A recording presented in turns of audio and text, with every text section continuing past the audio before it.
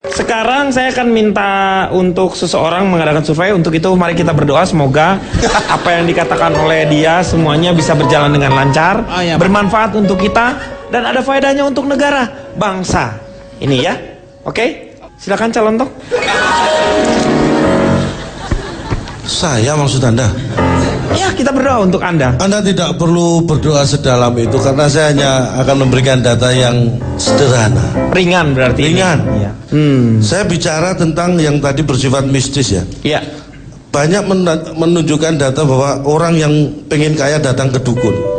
Itu ternyata data saya mengatakan orang yang pengen kaya datang ke dukun itu 100% ke dukun dan 100% kecewa. Dukun itu adalah pekerjaan, profesi. Iya. Profesi dia lakukan untuk menghasilkan, untuk menghasilkan kaya, supaya kaya. Dukunnya sendiri pengen kaya dengan bekerja. Iya. Nah ini orang datang pengen kaya ke tempat orang yang juga pengen kaya sebagai dukun. Pasti Anda bingung. Enggak, saya coba Anda ke dukun. Enggak usah. Saya bisa menangkap. Nggak bakalan bisa, Pak. Dukunnya aja mau kaya dia bekerja sebagai dukun. Kok kita datang pengen kaya kok datang ke dukun. Harusnya kan bekerja. Dukun itu sebenarnya memberi contoh pada kita. Kalau kamu pengen kaya, bekerjalah. Tapi tahu nggak, pola pikir orang biasa dan orang kaya itu beda. Ini saya belum tahu ya, saya jelaskan. Moga-moga ilmu ya untuk kita ya. Ini ilmu. Iya. Orang kaya itu takut menjadi orang biasa. Orang biasa tidak takut menjadi kaya. Beda banget. Bedanya apa dalam melihat uang? Itu secara nominal sama buat siapapun. Tetapi buat orang kaya, uang itu dilihat secara logis, pakai logika. Tapi kalau orang biasa melihat uang itu secara emosional. Akhirnya apa? How you get it and how you spend it mempengaruhi itu. Iya. Bagaimana Anda mendapatkan uang dan bagaimana Anda memanfaatkan uang itu. Ya. Kalau Anda melihat secara logika, Anda akan mendapatkan dengan berlogika. Mengeluarkan juga ada logikanya. Tapi kalau Anda melihat secara emosional, terjadilah kedukun. Memperolehnya secara emosional. Wah, nanti benar. Menggunakanmu secara emosional. Ini yang harus kita rubah perlahan pada masyarakat kita. Yang dibilang benar ya Pak? Ini benar ini. Iya benar. Sebentar. Dari tadi saya benar. Iya benar Pak. Benar. Jangan-jangan ini bukan saya. Loh. Calon tong. Ya. Itu yang dibilang uang setan dimakan setan, maksudnya emosional itu. Yang tadi emosional itu, iya. Ini bukan perkara uang setan dan jadi emosional itu artinya tidak berlogika. Terus bagaimana kita melatih supaya mental kita terbiasa menjadi orang kaya? Ini saya kasih tips bagi Anda, terutama Anda Budi. Anda pengen jadi orang kaya? Bagus. Kalau Anda pengen jadi orang kaya, bagus. Jangan selama ini cuma kaya orang aja kan. Tolong dengarkan baik-baik. Ini tipsnya ya. Kebiasaan yang harus kita lakukan supaya kita menjadi orang kaya. Yang pertama, Anda tahu nggak? Kebiasaan membaca minimal 30 menit per hari itu adalah kebiasaan mencetak menjadi orang kaya. Data saya mengatakan membaca 30 menit per hari itu sama dengan membaca setengah jam per hari. Ya, ini luar biasa. Pak, otaknya udah mulai rembes lagi nih Pak nih. Nah, 80% orang yang membaca 30 menit per hari. Ya, 80% orang yang membaca 30 menit per hari. 30 menit per hari, dia punya sisa waktu 23 jam 30 menit dalam sehari. Iyalah, mulai kayaknya nih ya. Udah mulai kebuka tambalan ini kayaknya Pak ini Pak. Tolong dipahami. Iya. Apa yang dilakukan selama 23 jam 30 menit setelah dia membaca 30 menit? Nah, Anda harus tidur minimal 6 jam sehari. Artinya sisanya adalah 17 jam 30 menit. Apa yang Anda lakukan selama 17 jam 30 menit? Aktivitas atau makan atau terserah, bebas. Iya, makanya. Tapi modalilah itu dengan 30 menit membaca minimal per hari. Karena perbandingannya adalah ya, orang dewasa yang menganggur itu 75% tidak suka membaca. Saya tanya pada Budi Ando, Anda suka membaca? Gimana baca? Nah, Menulis saja tidak bisa, Om. Itulah 75 orang dewasa yang menganggur itu 75% itu tidak suka membaca. Dan 25% suka membaca. Tapi lebih suka menganggur. Loh gimana? Loh iya. Lebih suka menganggur daripada membaca. Ini makanya yang membuat dia tetap Tapi kan dia orang menganggur, dia yang makanya padahal dia bisa membaca tetapi dia nggak mau maksudnya. That's right. Ya, udah. Kemudian tips yang kedua, bangun. Ini penting. Kebiasaan bangun itu penting. Biasakan bangun setelah tidur. Ini penting sekali. Lu mau mati terus. Ini penting loh. Jangan menyepelekan loh. Jangan sampai Anda tidur terus lupa bangun loh. Ini penting. Mengawali kekayaan kalau Anda nggak bangun nggak bisa. Bangun setelah tidur itu penting. Tapi kuncinya bukan di situ. Bukan. Tapi orang kaya kebiasaannya itu bangun 3 jam sebelum melakukan aktivitas kerja. Misalnya Anda kerja jam berapa? Jam 9. Anda minim bangun harus jam 6. Ya? Iya, bangun jam 6. Karena ini data saya 44% orang kaya itu bangun justru di atas 3 jam. Kalau dia kerja jam 7, kadang dia jam 3 sudah bangun. Kadang jam 2 sudah bangun. 5 jam dong kalau kadang gitu. Jam lebih. Jam 1 udah bangun. Ada yang seperti itu. Jam 12 sudah bangun. Nah, itu yang belum tidur. Dan 70% orang yang nganggur. Nah, kayak Budi ini tolong dipraktekkan omongan saya ini benar apa enggak. 70% orang yang nganggur tuh belum bangun saat orang lain sudah bekerja. Benar enggak? Ketika orang lain bekerja, apa yang Anda lakukan? Bangun. Sudah bangun atau belum? Orang lain kerja, Anda sudah bangun apa belum? Belum. Tuh kan? Iya benar. Nganggur. Iya. Saya tahu persis. Karena saya tahu persis. Kok tahu persis? Karena saya tidur di sebelahnya dia.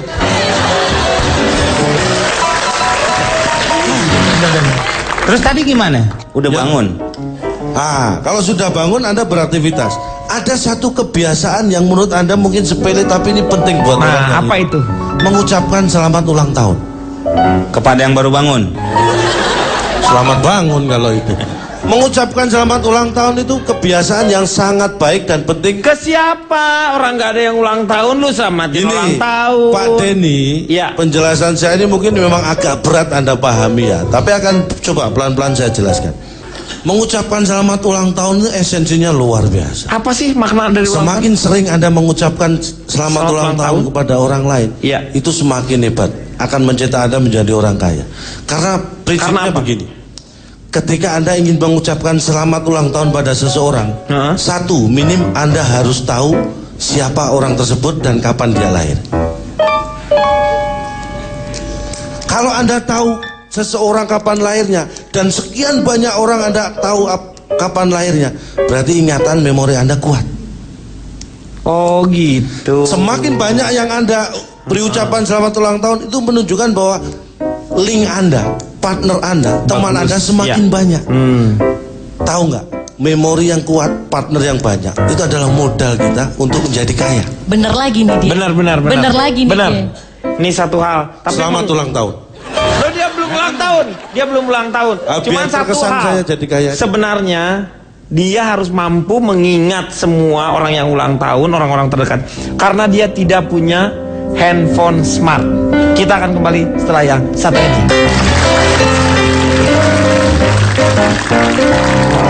Mengatasi masalah tanpa solusi. Balik lagi, Cak. Itu kan misalnya yang namanya ulang tahun itu kan bisa disimpan di memori yang lain. Kan kita punya komputer, smartphone. Itulah masalahnya.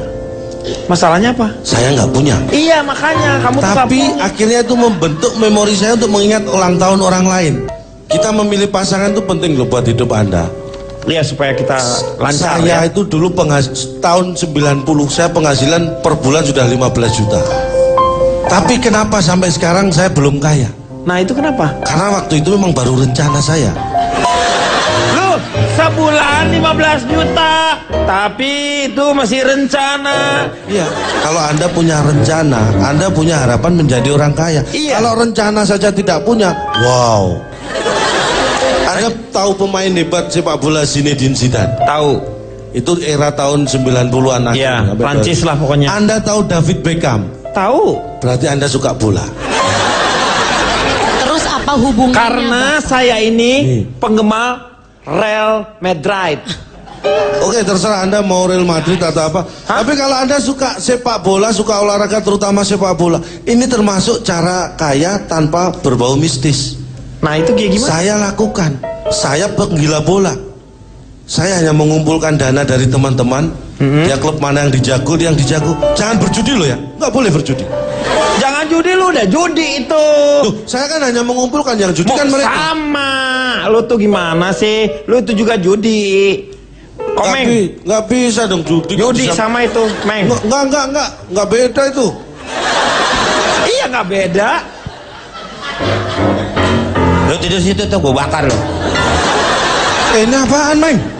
Lu tidur situ, gua nyalain lo. Panas.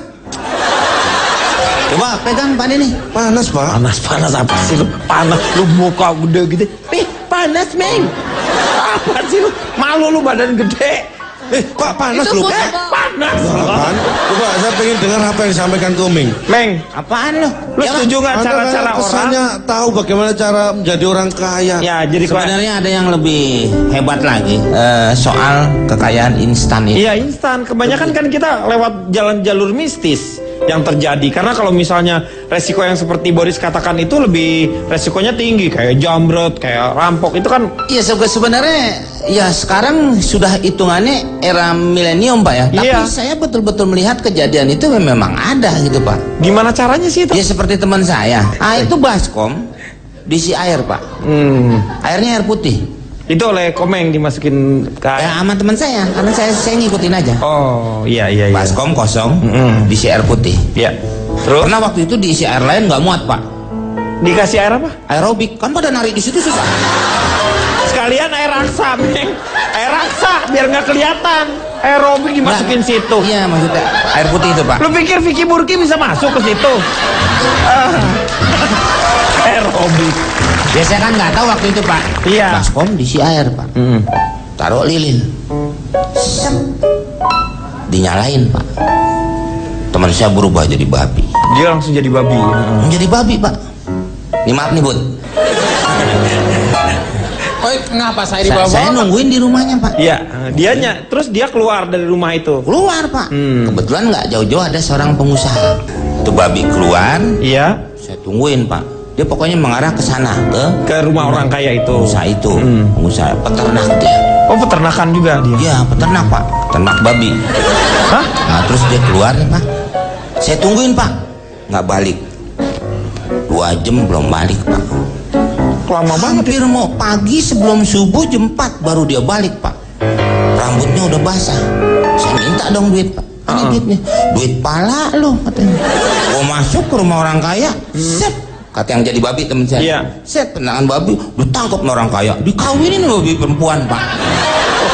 Pikir babinya dia lepas Pak. Makanya dia pulang sampai keramas dulu. Duit kagak basah. Dianya malah lepek rambutnya Pak. Itu kadang-kadang Pak. Itu sial ya. Iya. Iya. Udah mau ke gunung. Saya ikut ke gunung. Sama orangnya sopan banget Pak. Ke gunung aja sampai permisi izin dulu. Ini dulu. Naik Pak. Mau nemuin gua di situ tempat pesugihan Pak. Ngantri nih Pak. Ngantri udah masuk nih kan. Orang ngantri masuk satu-satu. Keluar. Sedih tampangnya Pak. Giran teman saya nih. Masuk. Saya ikut Pak. Set Pak. Nah, set. Di situ ada si Husen Pak. Si Husen kok siapa si Husen itu? Itu yang suka nungguin keramat-keramat. Kuncen. Kuncen ya Husen. Kamu kalau nggak ngerti itu tanya. Kuncen. Yang suka nungguin tempat itu namanya juru kunci, dipanggil Kuncen. Bukan Husen. Betul. Bisa tahu loh, Le. Pak, ini yang keluar Anda atau Komeng terserah, milih nih. Loh, kan Anda nggak keluar berarti? Hah? Anda Anda nggak keluar. Loh, ya harusnya saya atau Komeng gitu yang keluar gitu ngomongnya, bukan? Ya ngapain Pak? Orang saya tadi cerita, saya selama ini nganggur, di sini kerja kok malah keluar. Iya benar. Makanya pilihannya Anda atau Komeng yang keluar nih. Nggak usah, kita di sini aja. Kalau mendingan kita tiga-tiganya keluar biar orang pada merhatiin siapa yang kejang duluan. Orang meneliti juga harus tahu. Ini kalau kita mistis, biasanya kan ada dampak negatifnya. Nah itu. Dampak negatifnya apa itu? Yang nggak positif, yang jelas dampak negatif itu. Diuraikan dong, diuraikan. Nah gini. Nanti tapi ya, kita akan lihat dampak negatifnya seperti apa setelah yang satu ini. Tanpa solusi. Kita lanjutkan kembali dengan efek negatif dari hal-hal mistis. Kalau kita misalnya mau cepat kaya. Ini, silakan. Efeknya apa aja? Cak. Kita fokus saja pada mencari pesugihannya. Ya, pesugihan. Negatifnya adalah satu, wasting time. Membuang-buang waktu karena ketidakpastian. Kemudian juga ribet. Itu unsur yang bisa saya jelaskan. Karena dalam pesugihan itu ada perjanjian dengan setan. Iya. Anda bisa bayangkan, kita janjian dengan orang saja kadang-kadang kecewa, nggak datang-datang, apalagi dengan setan. Ada janjian dengan setan, dia kelihatan nggak? Iya. Wasting time, sia-sia. Kadang-kadang dia sudah datang, kita nggak tahu. Dia sudah pulang, kadang-kadang kita nggak tahu.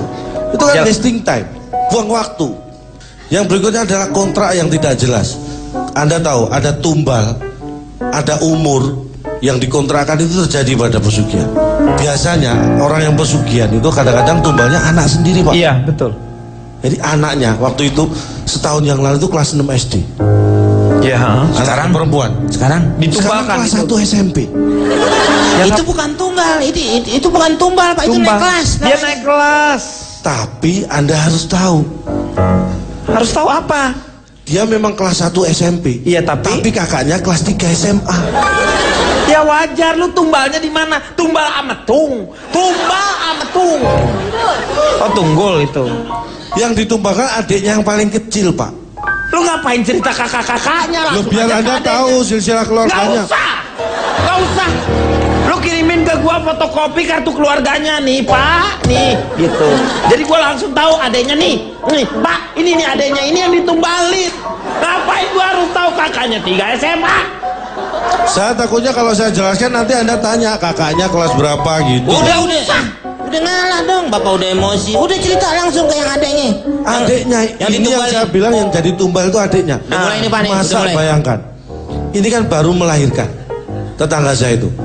Masa anaknya yang paling kecil, iya, umur 4 bulan, belum bisa ngomong. Anak kecil itu wajar, 4 bulan belum bisa ngomong. Apa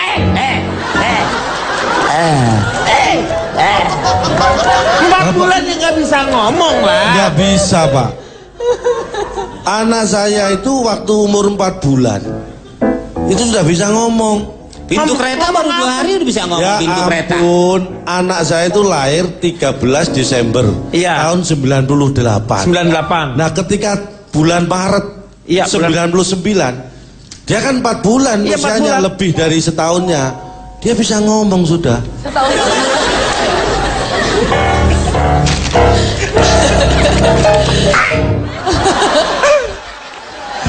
Udah Pak, udah Pak, biarin. Nih ada nggak nih sebenarnya tumbal, ada nggak? Kalau nggak ada nggak usah. Jadi orang jadi sakit darah tinggi, stroke, asam urat semua pada nambah. Pak, kita tidak mau mensejahterakan keluarga Calontong ya? Bisa nggak sih Pak kita sejahterakan keluarga Calontong dengan cara menumbalkan Calontong? Kita lempar ke laut sama kepala kerbau Pak. Sepertinya itu ide yang cemerlang. Orang anaknya setahun lebih mah ya iyalah tuh bisa ngomong. Lah itu Anda bilang nggak bisa tadi. Tadi kan lu bilangnya 4 bulan. Lu anak lu kan 1 tahun 4 bulan. Anda sih beda-bedain anak orang. Tuh beda-bedain apa? Ini udah ngotot beda-bedain. Ini anaknya yang ditumbalin itu umur berapa? 4 bulan. Bayi Pak. Iya sekarang ditumbalin enggak itu? Nggak tahu kan anak dia Pak, masa. Lu tadi kan lagi ngomong tumbal. Nah maksud saya tumbal itu bisa ke anak, makanya anak itu harus dijaga baik-baik. Jadi anaknya nggak ditumbalin? Nggak tahu. Ngapain lu cerita? Kita kan nungguin. Gua udah ngomongin kan, kirain gua dengerin, oh anaknya mau ditumbalin. Kan itu tetangga ya ini ada tetangga Nggak satu. usah, cukup. Nih, tetangga lu masukin ke sini. Lu sate semuanya. Sate. Pak, tapi ini satunya tetangga saya juga ini. Ya kenapa? Tetangga kamu kenapa di situ? Mau saya ceritakan? Nggak usah. Udah, Pak. Nggak usah. Notulen. Tujuan jadi resiko instan. Ada resikonya pasti. Tado, Pak. Harus dibayar juga. Calon tong nih tetangganya bukan? Bukan. Bukan. Oh, bukan. Seolah-olah ini kita hidup ini jadi kekayaan itu menjadi sebuah tujuan utama. Padahal tidak seperti itu seharusnya. Silakan, Betul. Notulen. Dari pembicaraan ini saya mencoba menyimpulkan dari sisi Bill Gates. Bill Gates itu kan salah satu orang terkaya di dunia ya. Bahkan pernah jadi nomor 1. Uangnya itu sekarang di tabungan 560 triliun rupiah.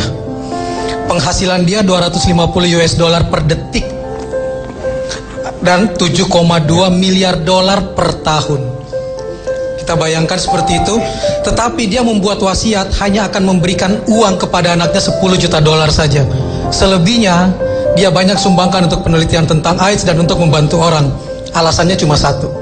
Saya tidak mau anak saya menganggap uang itu seperti memetik daun-daunan di atas pohon. Karena bagi Bill Gates, merayakan kesuksesan itu penting, tapi jauh lebih penting mengambil pelajaran dari kegagalan dan perjuangan. Dia ingin anaknya tidak instan. Yang kedua, coba kalau kita lihat uang kita, uang 100.000 dengan uang 1.000 selalu lebih lecek uang berapa? 1.000. Uang 1.000. Iya. Karena circle uang 100.000 pendek. Betul. Dari bank masuk ke tas orang, dibelanjakan di mall, Lama, ya. ditabung kembali. Selalu rapi atau disimpan. Tapi uang 1.000, Lecek, dia ya. kemana-mana, ke anak yatim, ke tukang ojek, masuk ke celengan masjid, berputar terus menerus. Dari sini kita bisa dapat satu pelajaran bahwa bukan seberapa besar penghasilan kita, tapi seberapa bermanfaatnya penghasilan kita. Dan satu terakhir, tidak harus mampu membeli ranjang enak untuk bisa tidur enak. Iya. Satu hal yang bisa ditangkap dari pembicaraan ini untuk Budi, jangan pernah juga kamu menyesal mempunyai muka lecek toh seperti uang 1.000 yang penuh dengan yang namanya pengalaman dan manfaatnya. Jadi jangan pernah kecewa dengan wajah yang lecek itu. Satu hal yang saya ingin ingatkan kepada para pemirsa, ini adalah merupakan pilihan. Untuk kaya dengan cara mistis, hidup Anda akan tragis. Tetapi Anda kaya dengan logis, jauh hidup Anda akan lebih manis. Orang manis minum air putih, orang sakit minum obat. Sampai jumpa lagi di LKY akan datang. Lu mesti paham dong. Mari. Siapa yang punya mic? Kumpulin semua sama gue. Sini. Lu nggak usah ngomong sini. Oh, marah dia, Pak. Marah. Lu mau ngomong di